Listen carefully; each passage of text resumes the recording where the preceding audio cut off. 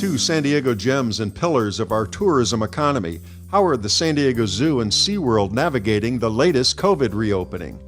Will Padres fans get to see their team in person this season? Anticipation builds as the Friars make their way to spring training. And finding an affordable place to live isn't easy in San Diego. Could a pending real estate mega deal make it even harder? I'm Mark Sauer. The KPBS Roundtable starts now.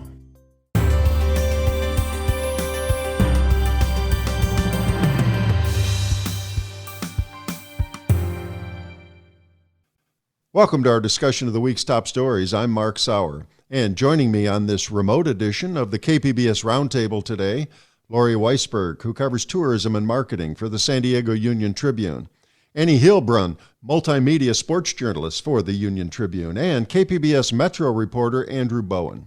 The latest big COVID vaccination site opens at the Del Mar Fairgrounds this weekend, though whether the fair itself returns this summer remains to be seen.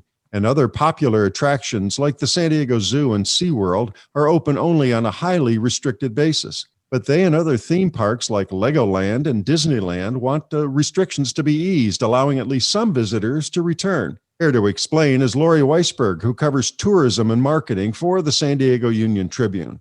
Welcome back to the program, Lori. Thanks, Mark. Good to be here. Well, your story this week focused on a bipartisan bill introduced in Sacramento regarding restrictions on theme parks in California. Start by telling us who introduced the bill and what do these lawmakers want Governor Gavin Newsom to do? Okay, so these are two Southern California lawmakers. One is Assemblywoman Sharon Quirk Silva from Fullerton, and her district includes Disneyland and Knott's Berry Farm. Collaborating with her on the legislation is Assemblywoman Martinez Valladares from Santa Clarita, and her district includes Magic Mountain. So basically, they're trying to get the governor's office to move up or accelerate when theme parks can open. Now, if somehow they got the governor to come in their direction and places like Legoland and Disneyland were allowed to open again under restricted conditions, what would those restrictions look like? What might visitors expect to encounter? Well, it would still have to be about at 25% capacity. The state wants a reservation system so that you have to make a reservation to come to the park at a certain date and time ahead of time. Obviously, very strict masking at all times, those kinds of, sanitation. I mean, the theme parks say they already have those kinds of measures in place. They're letting people come for shopping, like in Disney. It's downtown Disney is open. So they already have the drill down for the sanitation, the social distancing, the mask wearing, but capacity would be significantly less, just as it's supposed to be right now for the zoo and SeaWorld, which are allowed to be open under rules for zoos and aquariums. And anecdotally, you're getting any feedback on how it's going at these parks when they opened again recently? Are they doing okay with these restrictions? I think so. I mean, I think they're doing okay. I did talk to, incidentally, I talked to a coworker who was at Safari Park last weekend, who said it wasn't so much about the measures they were taking. She said it seemed almost as full as when, she had gone pre-pandemic. But Really? So far, I haven't heard any complaints about that they're not following the restrictions and they're not keeping things under control. I mean, they are requiring online reservations, which you've never had to do before. Right. Now, other places have gone ahead and opened theme parks elsewhere, while California's kept most of them closed, as we're talking about, or severely restricted. What have California officials learned in trips to, say, Florida? So Florida has had their parks open for some time, initially at reduced capacities. And I think in general, they were pleased with what they saw. We also know from some reporting that none of these parks apparently have had any major outbreaks. I at one point talked to a reporter at the Orlando Sentinel who said there may be some minor outbreaks, but for the most part, there has not been any reporting on any major outbreaks at any of these parks. So there's a sense that they're doing well, that the precautions they're taking are working. But apparently the governor's office was still very worried because people are coming from all over the country to these parks, and they feel like they don't have enough control over that crowd. So they're being very cautious on the theme parks. Now, it certainly makes you wonder about the financial situation at these parks. SeaWorld was just recovering from that blackfish scandal before the pandemic hit a year ago. Do we know how they fared during the pandemic? I mean, we've got federal relief funds coming in. Are they keeping them going? What do we know about the zoo and Legoland and other Yeah, theme they parks? like for instance, SeaWorld has had to take out substantial loans that they plan to on their own that they plan to pay back. Even with their parks closed, even with their parks open in Florida and elsewhere, but closed in California, they're still taking a significant hit on their revenue, but they do expect to recover. Their latest earnings are coming out later this month, but I thought it was interesting. Disney's earnings just came out for their first quarter ending January 2nd. And they have a division that they call their parks, experiences, and products, which also includes cruise ships. So you get a flavor of the park. So that the revenue from that sector alone fell 53%. They say they lost about $2.6 billion in lost operating income during this most recent quarter, even with some of their parks open elsewhere. Of course, Disney's got so many more assets, so that helps make up for the losses in their parks and cruise business. Yeah, they're different one to the next. And who knows if President Biden gets his massive $1.9 trillion relief bill through, maybe it would have help for these kinds of businesses. Finally, I want to ask you about the vaccination programs. We stumbled in California. Things seem to be getting better day by day. I mentioned the big site's going to open at the Del Mar Fairgrounds. Any idea at this point what percentage of the population would need to be vaccinated, presumably with a corresponding big drop in the number of cases before these parks would be allowed to return to something close to normal operations? Well, I know that is the $64,000 question. Who can predict when there'll be enough immunity through people having had the disease and through vaccines that you bring that case rate number that we were talking about earlier down to a level that would let them go into these less restrictive tiers. So I think it still could be months, but maybe the vaccines could be so accelerated that maybe those case rates could fall that dramatically. It's just so because we're so early in that vaccine process, it's hard to know how quickly the case rates follow, though, as you pointed out, they already are falling right now. Well, it's something we'll certainly all be watching and doing stories on as we go ahead into the next few months. I've been speaking with Union Tribune reporter Lori Weisberg. Thanks, Lori. Thank you. Next week, the Padres report to spring training for one of the most anticipated seasons in years. It's not just the revamped pitching staff and the talk of another playoff run. Fans are also hopeful that they'll get to finally see their team in person as progress is made on the COVID-19 pandemic. The first test for Major League Baseball is in Arizona and Florida, where details are still being hammered out. Reporter Annie Heilbrunn covers the Padres for the San Diego Union Tribune. Annie, welcome back to the Roundtable. Mark, thanks so much for having me. It's great to be here. Well, let's start with the schedule. What does it look like for the Padres in the days ahead? Pitchers and catchers traditionally report first, right? You've got it. Yeah, there was the thought that spring training might be delayed, but it is going to start on time, and pitchers and catchers report on the 17th. And then it is a full squad workout on the 22nd, and then games start on the 27th. At least that's what's scheduled right now. Things are always subject to change, but players are going to be going to Florida and to Arizona for their respective camps and planning to spend about 6 weeks there like normal. Yeah, that sounds pretty normal. Now, it was during spring training last March when COVID really hit in this country and games were canceled, teams were sent home. We didn't see them all again until July under very different circumstances. Are we expecting the full spring training calendar? Yeah, that's what we're expecting right now. Games will look a little different. So spring training games, the schedules might be a little different. Sometimes, well, in the past, they would have split squad workouts. They'd have 2 games in the same day, things like that. And they're probably going to do away with that this year and make some of the games a little closer for some of the teams. So maybe some minor scheduling differences. And then the other change is that games may be 5 innings or 7 innings instead of the normal 9 innings. So maybe some shorter games and maybe some scheduling changes, but they stand to be pretty minor, at least right now. And of course, if if COVID concerns ramp up, then they could take some things off the schedule depending. And of course, a lot of San Diego fans love to make that road trip over to Phoenix for spring training. What should they know? Are they going to be allowed to attend? Any limitations, or do we even know at this point? Yeah, it's a great question, and fans are awaiting the answer. This will be the first time, unless they made the trip to Texas for the playoffs, which most didn't. This will be the first time that they'll be able to see the Padres since 2019. And so I've heard from many that they want to make the trip. They're thinking about it. Right now, it sounds like there will be fans allowed, but that hasn't been made official.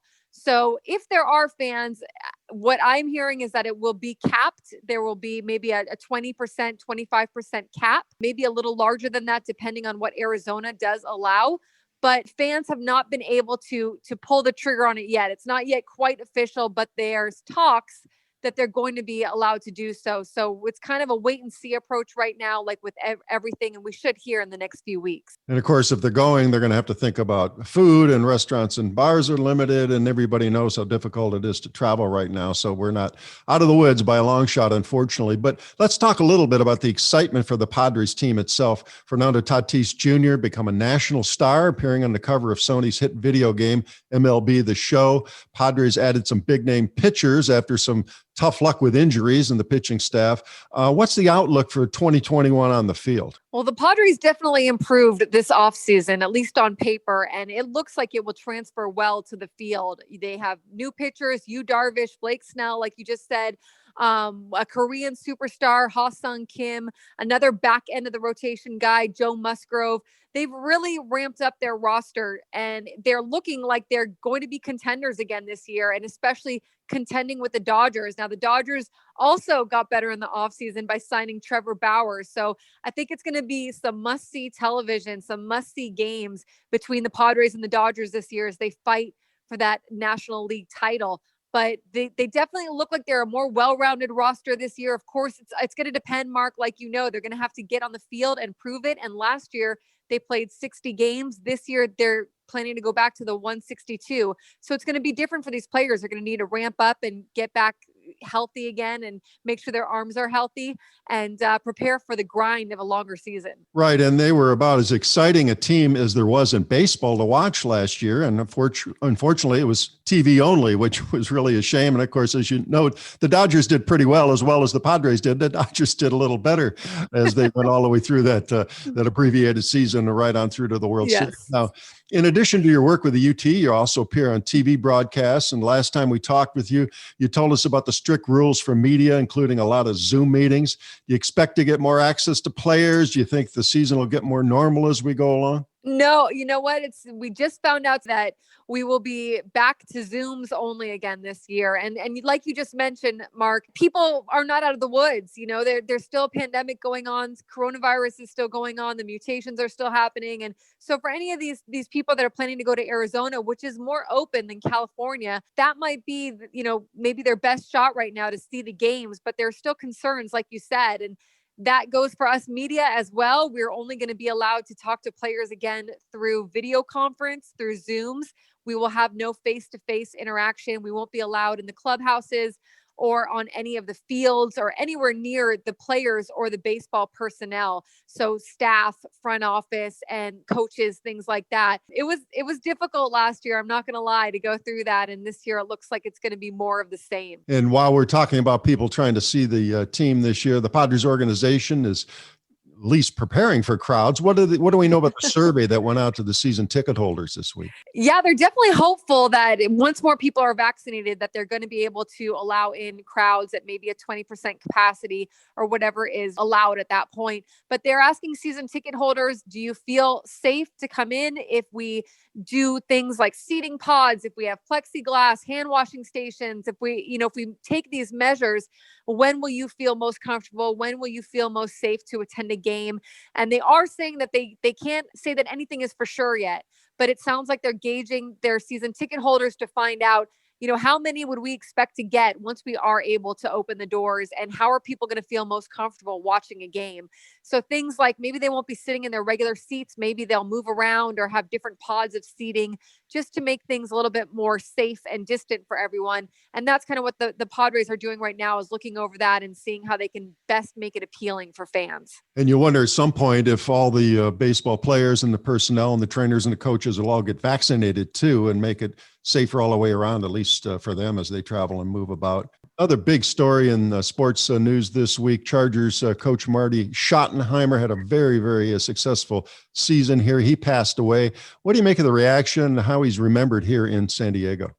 Yeah, we saw so many people talk about Marty and their impact that Marty had on their lives. And he was such an influential coach, not just for the players, but for the people in his coaching tree as well, for the people that he came across, that he was able to mentor and that were able to be part of the organization at that time or during his time in the NFL. But, he's someone that related so well to players. And we saw yesterday or the day before this week, how players have talked about just how much of an impact he made on their lives off the field, through his teaching on the field and through what he was able to impart about leadership, about teamwork, about playing with heart, but also off the field, about being good men, about living, lives that have integrity, that have intention.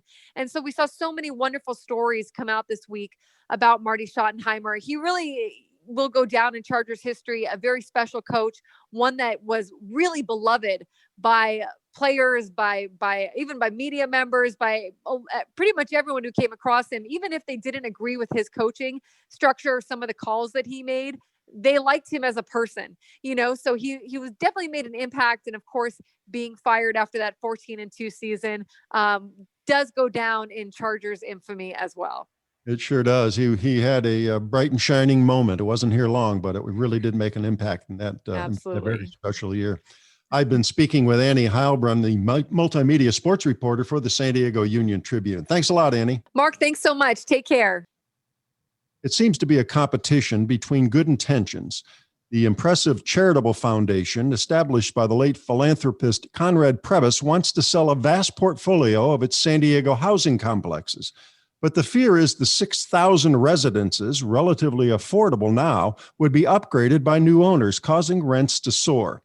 Here to explain is KPBS Metro reporter Andrew Bowen. Welcome back to the Roundtable, Andrew. Thank you, Mark. Glad to be here.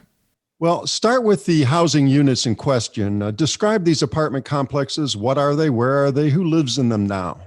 They're mostly apartment buildings. The average age is about 40 years old, so they're definitely on the older side. They're really all across the county. They're in the South Bay, East County, North County, some in the beach communities as well.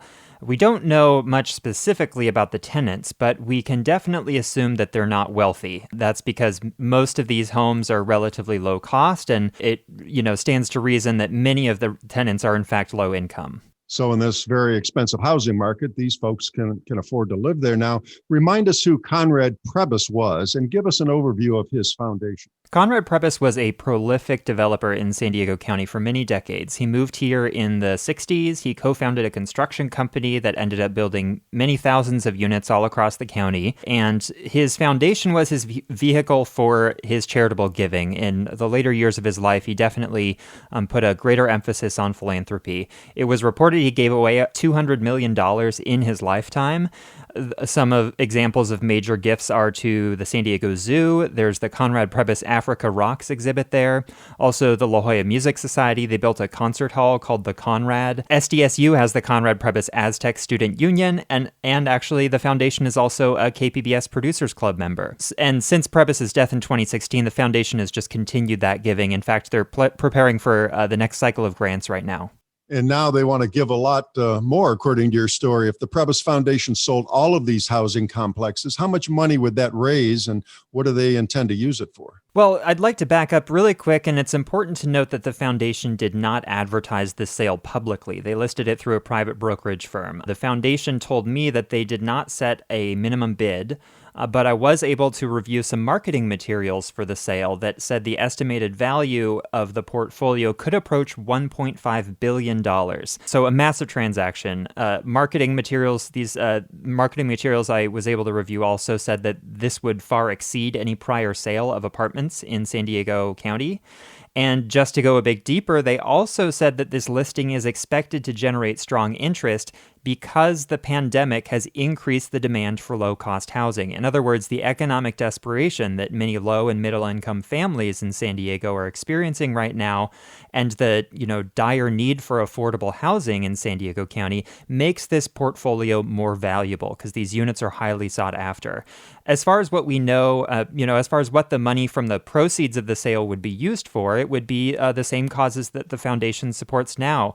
They support medical research, healthcare, higher education, arts, youth development, and animal conservation, just to name a few. You interviewed local housing advocates. So what are their concerns about this massive sale if it were to take place? Well, these apartments are what those experts in affordable housing call naturally occurring affordable housing. This means they're not subsidized by the government and the rents are not restricted by some kind of affordability covenant. But because they are old and maybe not in the best shape, they're still affordable to low and middle income households. And this is the majority, actually, of the affordable housing in the county. The concerns are that the new owners will do some quick renovations and then raise the rents. And that also is an explicit selling point in those marketing materials that we were able to see. Examples of renovations could be they'll replace the carpet with more modern vinyl flooring. They'll put in faux granite top counters, a new paint job, maybe some new appliances. And all these things are relatively cheap for a wealthy investor, but they can yield big profits in the form of rent increases that follow. Because many of these residents are low income, it's very likely they won't be able to afford those rent increases, especially now. And on top of all this, we still have this massive shortage of low-cost housing. If we had had a functional housing market over the past 30 years, let's say, we would have been building enough homes to accommodate our population growth. And maybe those homes would be expensive to begin with, but as they age over the decades, the price would come down. And now we would have an abundance of low-cost housing. Landlords would actually be competing for tenants. Instead, what we have is the opposite. There's a severe shortage of housing, most acutely at the bottom of the market. And the fear is that many of these tenants in these homes will have to move when the rent goes up, or worst case scenario, they'll fall into homelessness. And of course, on the other side, the Previs Foundation obviously wants to keep doing good works and raise more money and spend their money on the various projects they have going on the foundation side. Yeah, there are many organizations in San Diego County that have really turned to the Previs Foundation for major capital projects for their operations, and they all have certainly an interest in a foundation that has stable income and plenty of cash to distribute.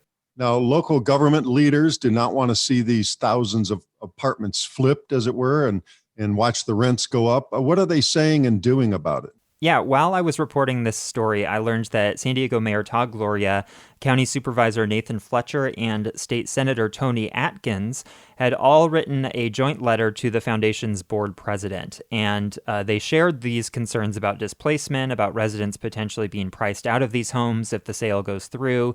And they urged the foundation to consider what the buyer intends to do with the units after the sale takes place. The foundation, for their part, told me that they cannot speculate on what the new owners will do with these units. But again, at the same time, the marketing materials for the sale explicitly mention the profits that an investor could make if they renovate the units and raise the rents. But these government leaders, they really don't have any power, do they, to prevent this from happening unless their government agencies were convinced to buy the units themselves? Well, they can't buy the units themselves, for starters, just because the bidding has closed. The foundation did not notify any public agencies like the San Diego Housing Commission, for example, or affordable housing providers in advance of the listing going on the market. So these agents, public agencies, affordable housing providers never even got the chance to bid. The foundation also prefers to sell all these apartments as a bundle, as one package. So it's unlikely that any one organization would be able to put together the kind of capital that would be needed to purchase all of the apartments. And how emblematic is this proposed sale and upgrade of these housing units to similar flipping of existing housing across San Diego? Flipping is nothing new. I mean, this is what the market tends to do, right? Big profits and risks are involved after all. Yeah, upgrading homes with renovations is just a natural part of the housing market. You can't just let a unit sit and deteriorate. But that sometimes does happen, and in cases where homes are in really bad shape because of neglect, it might even be necessary to do some kind of flip on them. But the difference from, traditional home flipping, as you might call it, and what we're seeing with this potential sale is simply the scale. Flipping would happen potentially unit by unit as a tenant moves out in a building. This would be happening not just potential, and again, we can't predict the future, obviously, but what's likely to happen is it would not just be an entire building, but all 66 properties that are included in this portfolio, encompassing more than 5,800 apartments, all happening either at once or maybe scaled over a couple of years. It's just happening a whole lot faster with the scale of this portfolio. Why, we just have to realize how big this entire endeavor really is. And finally, what's the timetable on all of this if we know it? Are the sales imminent for these premise apartment complexes? The foundation did not give me an estimated or targeted closing date. They just said that the bidding is now closed, so they're not looking at any more offers, and they're now just looking through all the offers they got and working to select their preferred buyer. Well, lots of follow-up here. It's a really interesting story. I've been speaking with KPBS Metro reporter Andrew Bowen. Thanks, Andrew.